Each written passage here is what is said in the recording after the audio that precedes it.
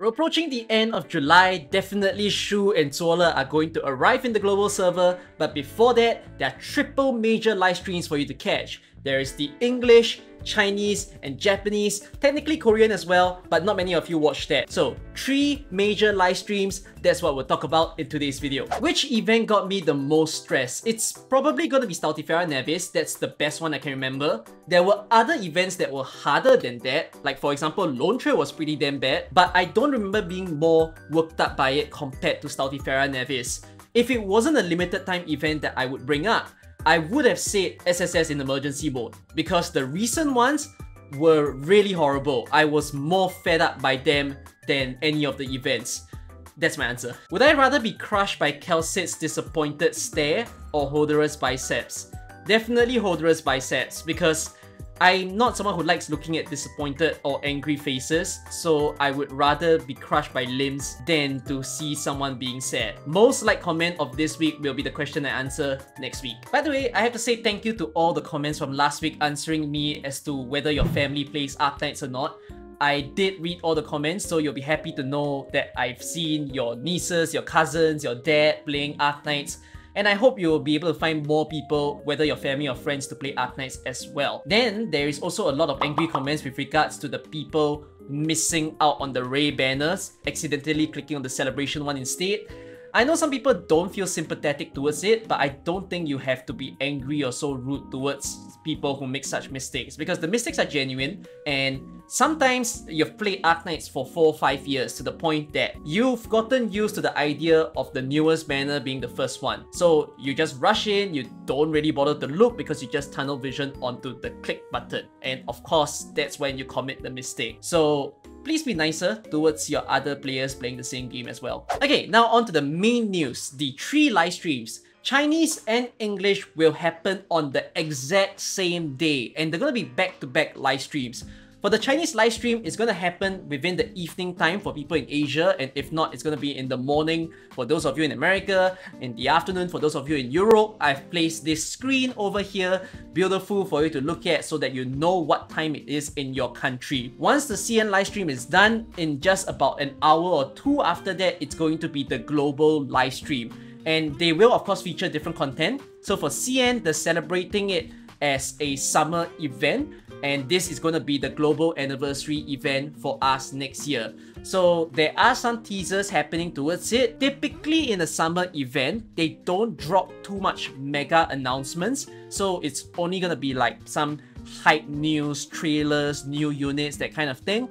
I do have a hope for the CN live stream, which is, I understand that the summer events have had the habit of featuring an altar, because we got Chen altar, we've got Gavial altar, but afterwards we got Aya and Swire. And I think and hope they wouldn't do a double altar banner again, because it's okay to have altars, we've gotten so used to it, but double altar banners feels a bit strange. So I do hope that it's just one altar, whether it's the limited or the other accompanying 6-star, and then maybe one new unit. But whatever it is, I'm still hyped for it. I hope that it's going to be a good event. People are suspecting that it will be about Sargon. Then there won't be much QOL stuff being featured. They might talk about 1 or 2 side events, and that's pretty much all that you'll get from it. They may be mentioning the Dungeon Meshi collab during that stream, because supposedly after the summer event, it's going to be Dungeon Meshi. So look forward to that as well. Then we will get the global live stream, which is going to be talking about Shu and Zuola. At the same time, it will feature other mini events, like things that happen on their Discord server, their Facebook, Twitter. Maybe they've got some special collaborations going on, or merchandise for you to buy as well. So I'm still hyped for the EN live stream. They typically invite their English voice actors to be a part of the event, so looking forward to that. Now the JP live stream is in a weird spot, because as of filming this video, they still haven't announced the date and the time. And I feel like JP is having a bit of complication, because they typically stream it at the time that CN would stream it, but CN decided to stream it on a Saturday instead of a Sunday.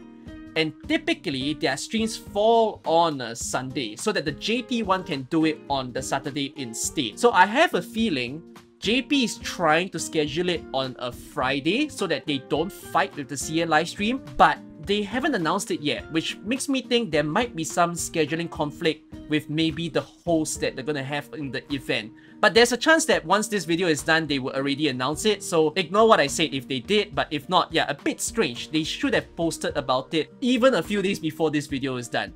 So anyways, the timing of the global live stream, forgot to mention that as well. Here's the timing for the global live stream for those of you who require it. I will see you guys over in my main YouTube channel or Twitch, where you can watch the live streams together with me. I will give you important translations as well. Some banner news. There are 2 ongoing standard banners. This one right here, I'm not going to focus too much on it because there isn't units that I think you guys will be interested in. But this one, there is a golden glow that you can buy at the store after waiting for quite some time. You can purchase her with 180 yellow certificates. So for any of you interested, go ahead and buy her. If you want to try to pull on this banner, a bit of a risk. Fartooth is a decent 6-star to get, although I don't see a large crowd using her. I think she's pretty good when you see the perfect situation for it. But if not, Golden Glow, I think that's a big interest for many of you, so go ahead to buy her if you haven't owned her yet. Some external news for you guys. This is about a convention that YoStar Official is attending, and it's an event called Otakuthon. It's held in Canada. The reason why I'm bringing this up is because Arknights usually just host their events in US, and it's gonna be LA because they always participate in Anime Expo. I actually think this might be the first time that the global server decided to pick a different country to host a store that sells merchandise, and in this case, they selected Canada. Some people might say, hey, it's still stuck in America.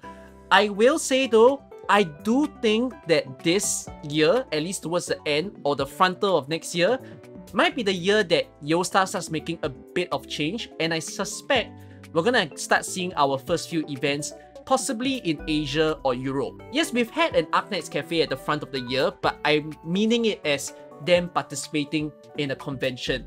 So look forward to that if it happens. For those of you Canadians who are visiting this event, I hope you have a good time over there. Closer news for you guys, and this is about Arknights Endfield. So there is apparently some reports that a developer has some insider news of Endfield being released in mid-2025. At least the goal is 2025. I have seen some people reply towards this and they're saying, oh, it still feels too early, it's just right, it's too late. So let me give you my thoughts on this timing of mid-2025. I think it's actually the earliest good timing to release this game, because if they were to push this back all the way into 2026, I actually think it's going to be a bit too late, because by then the hype would have died down. Not many people would have been as interested in the game, and they might have already consolidated the front few games that they want to play that are gacha. Again, we still don't know if Endfield is gacha or not. It probably will be, but howsoever it is, I think it's important to retain the people who are interested in the game.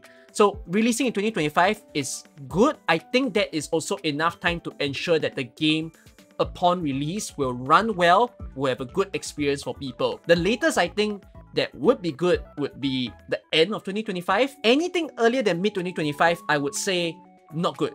I think they will need more time to spend on refining and working on the game. But if the date is true, that also means we might get some beta tests, whether closed or open, maybe towards the end of this year or the first quarter of next year. So look forward to that. And that's all the news that I have for this week. I shall see you guys next week. Bye bye.